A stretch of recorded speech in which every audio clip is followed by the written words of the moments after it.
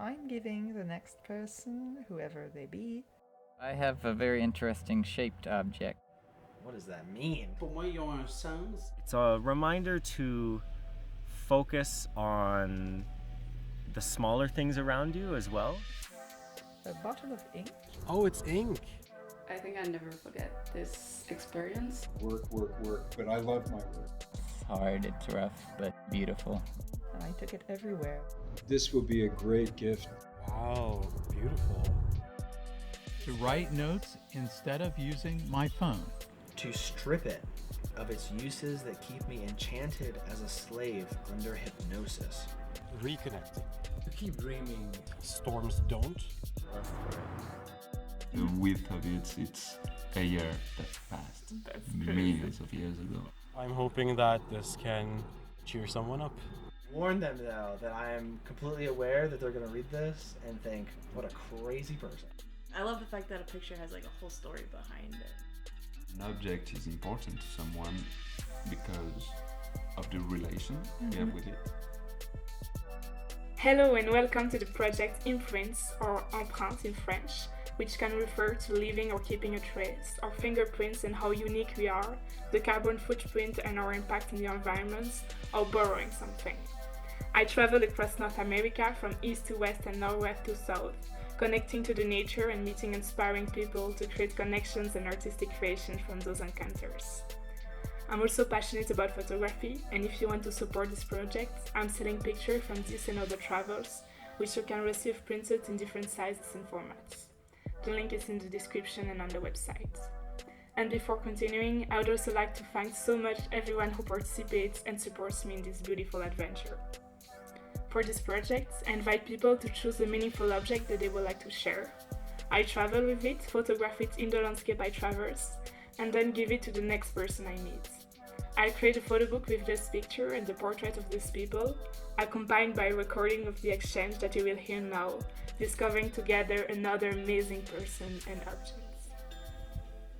Hello, we are in the middle of Glacier National Parc, and I'm really happy to meet the three of you. I think you're so interesting, and I'm gonna give you the object from the last person, who's from Gardner, so close to Yellowstone.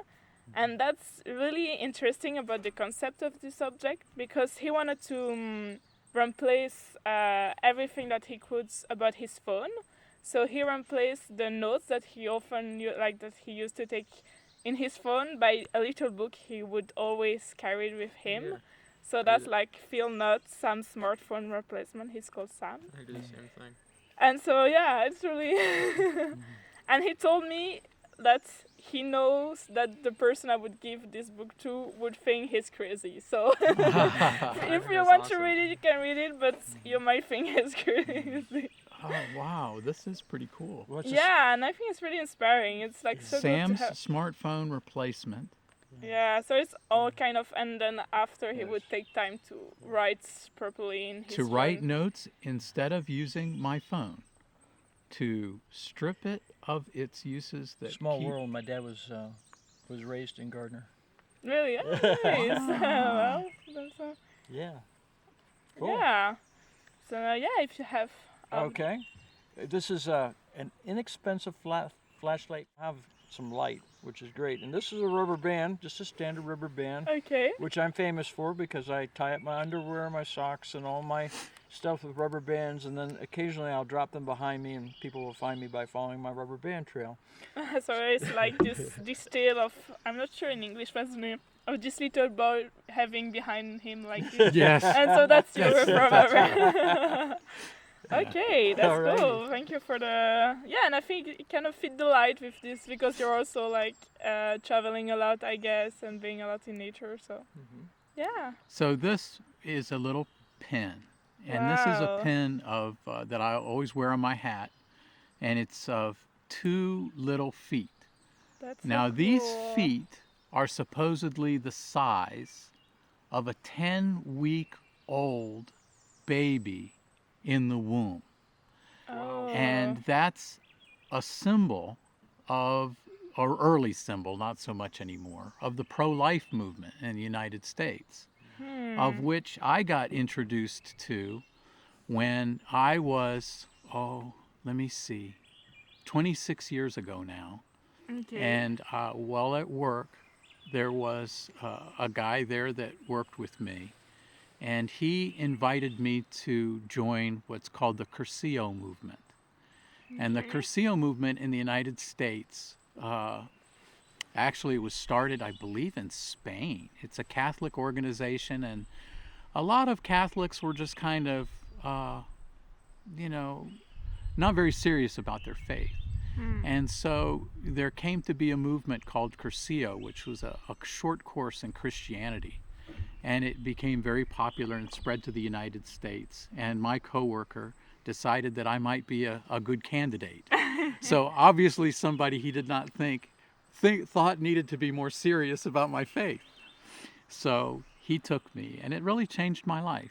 And immediately I became very interested in the pro-life movement, which was an effort in the United States to try to shine a light on abortion and to try to encourage people to consider the life of the unborn, who are, completely defenseless, like old people, defenseless. And the idea was that life is sacred from the time you're conceived to the time you die, and that everybody is holy, and everybody is just miraculous, and that everybody should be protected for their whole life, even when they're in the womb. And that's why these feet became a popular symbol. And when I was there at Cursillo, people would, on one of the days, we had a time where people had been praying for us, and they brought us in all kinds of tiny little gifts to encourage us in our weekend on Christianity. And these little feet were one of those gifts to me. Okay. And they taught me about that these are little feet of a 10-week-old child that could have been aborted, but somebody chose to have that child born.